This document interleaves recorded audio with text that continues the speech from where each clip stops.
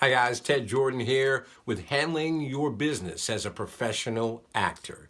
All right, cool. So here's what we're going to be talking about this week.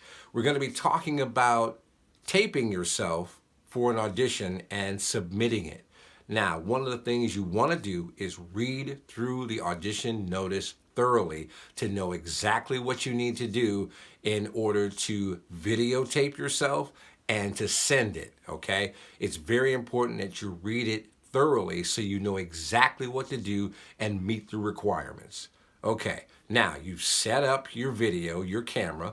If you have a regular camera, video camera, that's cool. If you use your camera phone, also cool. Why? Because that's how we shoot these videos, off of our camera phones. We have 4K camera phones off of our iPhones, so we use the technology that's available to us. We also have lighting. Good lighting. That's also what you need in order to videotape yourself and to submit. You don't want poor lighting. You don't want hot spots, which meaning the light is so hot on you that they can't see your face. All right, next, if you're going to use the script, and I would advise, if you can, memorize the script so now you're free to become the character and you can focus in completely on that and not have something in your hand. But let's just say, for the sake of time, the opportunity has come, you have a 24-hour turnaround, you've gone over the script, but you don't have time to really memorize it thoroughly the way you would like to. The technique to use that is have the script here. Don't put it in front of your face. Don't do that. And don't put it over here. I've seen students do that because somebody else told them it was a good idea to, do that. Have it right here so you can do this.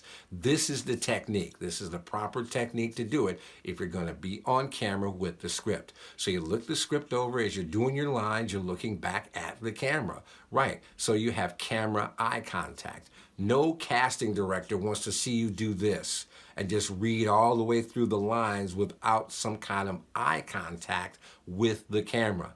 Have eye contact. Go over your script. Warm up to it so you know exactly what you're doing with your character. This is a movie script. All right, so you're doing your lines and you deliver the lines and you go back here and you deliver the lines and you go back there and do this and you go back and forth with this. Now it seems weird, but it works really well for you. Again, the ideal is to have it memorized, but again, if you don't have time, then take advantage of the opportunity and make sure you got good lighting, good camera, and you're face-to-face, your eye level with the camera to the very best of your ability. Have a tripod, we've got one. Again, making sure that it looks its very best, because that's extremely important when you're submitting and they don't know who you are. Even if they do and they are familiar with you, you want to do the very best possible job that's available to you. All right, now here's what someone else sent in to us when they wanted to audition. Articulate young lady, very nice young lady, very pleasant, very bright. We wanted to give an opportunity. We never know when we're going to run across raw talent. Every now and then we run across people who knock it out of the park. We give them an opportunity and they don't fail us. This particular person, however, did. This is what they did. They submitted their audition. And again, it's always best to have someone read with you when you're auditioning. When you have more than one person in that particular scene besides your character that you're auditioning for, make sure you have someone else to read the other lines off camera. And make sure they sound like something. They don't sound like they're some kind of dead dog laying on the side of the road just saying words. They should be into what they're talking about, because that gets the audience, the casting director, the producer, the directors, the people who are looking to hire you, interested in your performance. It makes a difference. But I tell you what, there was a young lady who auditioned for us. She didn't have someone to read with her. She tried to get that, but she didn't have it. Here's what she did. She decided that she was going to record the other lines in a different voice, which worked. It was very impressive.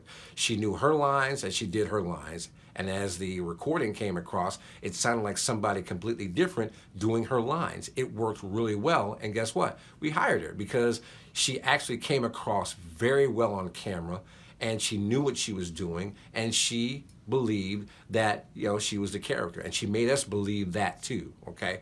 So the other young lady, however, did this. She decided to do her lines, but she wasn't really warm to the lines. She didn't understand what her character was supposed to be doing. And with the other characters, she decided to add some kind of accent to the character that did not belong. And when she was doing that, she would flip the phone up to the ceiling. So now we see ceiling and her off camera doing the lines, and she'd flip it back and forth like that. Again, guys, training is hugely important. It's very important that you get trained, because no one takes you seriously with that kind of foolishness going on. And again, I ran across a colleague earlier today who was sharing that very thing for auditioning. She was auditioning with her dog in the video, and the dog had no reason to be there. People just don't know what they don't know. Education helps you with that. So if you have any questions, comments, by all means send them to professionalactingforthelonghall@yahoo.com. And we hope these videos are helpful to you. We're getting some very good feedback on people who don't know, but now they do know because they're watching the videos. Great, guys.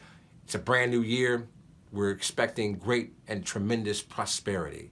Take care of yourself. We'll talk to you soon.